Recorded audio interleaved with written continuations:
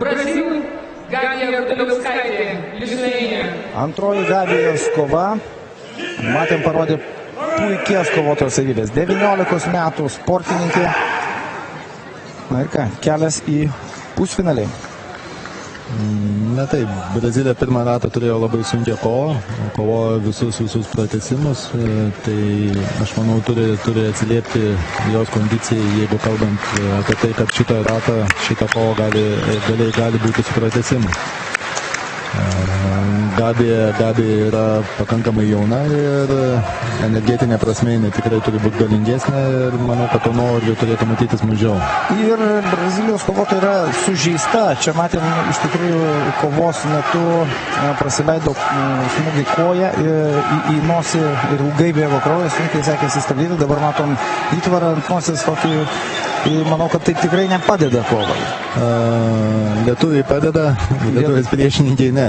Dėl to, kad automatiškai trikdomas kvėpavimas, nes nosis yra vienas iš tų sričių, per kurią reikia kvėpuoti. Gali būti, kad ryžto neužteks Brazilijai, nes Gabija iš tikrųjų atrodo labai galingai, žymiai aukštesnė, vėlgi ūgio persvara išnaudojama puikiai.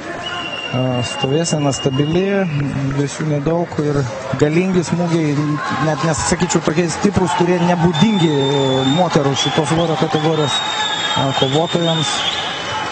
Na taip, kaip dairosi, matom, irgi toks retesnis atvejis, dairosi Brazilijos kovotoja per petį į savo sekundantus, tarsi prašydama palaikymo patarimo, ką daryti, kaip laimėti, akivaizdžiai labai neparankiai kovą, nes ta kovotoja, kuri laimės, išeina į pusfinalį ir tai reiškia apdovanojimų pakilą, nes yra 2/3 vietos ir į pusfinalį patekęs kovotojas automatiškai yra bronzos medalio laimėtojas. Na taip, bet kol kas baigiantis laikui situacija keičiasi ir šiek tiek pradeda dominuoti priešininkė iš Brazilijos. Laikas baigėsi, 2 pagrindinio laiko minutės.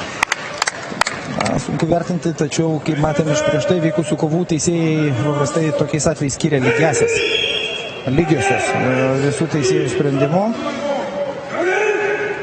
Ir pratęsimas dar 2 minutės. Na, pergalės atveju Gabija iš tikrųjų jau būtų pasiekusi neįtikėtiną rezultatą. Pirmas toks rimtas ir svarbus startas. Jeigu pateks į kitą etapą, į pusfinalį, tai jau bus.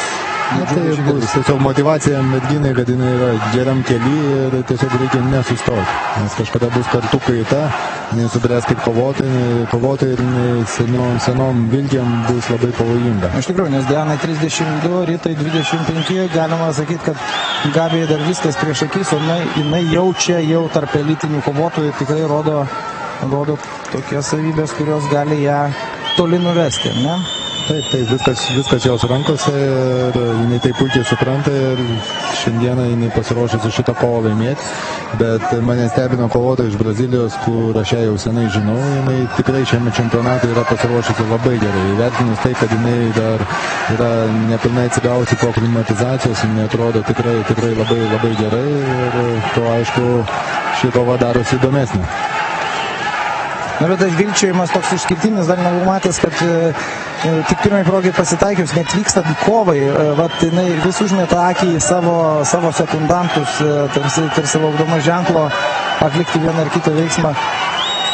Ir dabar eina ant taktikos, jinai supranta, kad fiziniam savybėm. Laiko liko mažai, pusę minutės, viskas sportininkės dabar jau atiduoda paskutinės jėgas, nes tai gali būti ir paskutinė kova.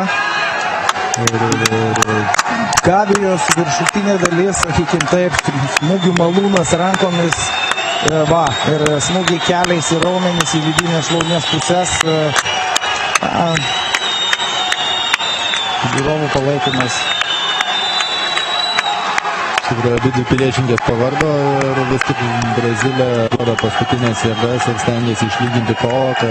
Neįtikėtina, ką Brazilija nori pamatyti, vis žvilgčiodama į savo sekundantus, bet jeigu reikėtų man kelti vėliavėlę, mano rankose pakiltų balta, reiškia pergalė turėtų atitekti Lietuvos kovotojai.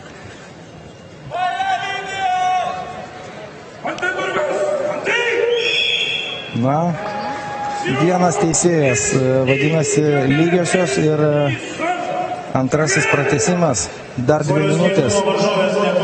Svorių skirtumas yra, Brazilija sveria 58, Gabija 64. Na, tai duomenys užfiksuoti prieš čempionatą. Iš tikrųjų, priešininkės buvo persvertos dar vakar vykusiuose sverimuose ir tikslių duomenų mes neturime. Svoris turi skirtis, berods minėjai, ne mažiau kaip 3 kg turi būti. Lengvas 3, vidutinis 4, sunkus 5. Tai akivaizdu, kad pagal remintis vakarykščiais sverimais to svorio skirtumo nėra. Paskutinis pratęsimas, liko minutė 40, laimės stipriausia ir tikiuosi, kad tai bus lietuvė. Nematyti, dabar tai yra pirmasis čempionatas, kuriame nėra tiesiog sverimo, paties sverimo proceso, procedūros, nes anksčiau sportininkai tokiais atvejais lipdavo nuo tatamio ir eidavo svertis. Labai subjektyvus toks momentas, nes kol eina pasisverti, pareina, užtrunka iki 2 minučių ir sportininkas turintis mažiau ištvermės, jis sugeba atsigauti ir vėl tada kova pasidaro nebe tokia. Matėm, Brazilija atsitraukė į užribį, tai vėlgi jai kraujas iš nosies bėga ir panašu, kad tai gali padėti mūsų kovotojai, jeigu jinai išnaudos tą pranašumą. Kol kas dar sunku pasakyti, nes iki kovos pabaigos liko minutę laiko ir tai vertinus, kad tai yra paskutinė minutė. Dairosi savo sekretoriatą. Ir primena japonų kovotojas kažkiek Brazilija, kad lyg ir jau prasileidusi smūgių, ne vieną smūgį, lyg ir matosi, kad jau pati supranta, kad yra silpnesnė, nepasiduoda nei per žingsnį, atakuoja, bando smūgiuoti, bando sudaryti įspūdį, kad... Aš manau, kad Gabijai sekasi sunkiau tik dėl to, kad jinai yra jaunesnė, nelabai jaučia pulsą, tada ką reikia padaryti. Pusę minutės liko iki kovos pabaigos, Brazilijai trauma gauta čia ankstesnėj kovoj trukdo susikaupti. Bet vėl liko lemtingos sekundės ir jinai vėl įjungia pagreitį ir bando demonstruoti, kad išsaugojo daugiau jėgų, kas labai dažnai antrų pratęsimų pabaigoje yra lemiantis veiksnys apsisprendžiant teisėjams ir dabar šiuo atveju tikrai pasakysiu sąžiningai, vienareikšmiškai. Štai, gražu pasižiūrėti. Teisėjai po 2 pratęsimų vis tik vertina visą kovos braižą, o ne paskutinės 10 sekundžių. Pusfinalis 19-metė kovotoja įrodė savo pranašumą ir mes turime jau pirmąjį medalį. Sveikinam Gabį. Juan Carlos Escalera, Ispanija, Eduardo Garcia, Brazilija.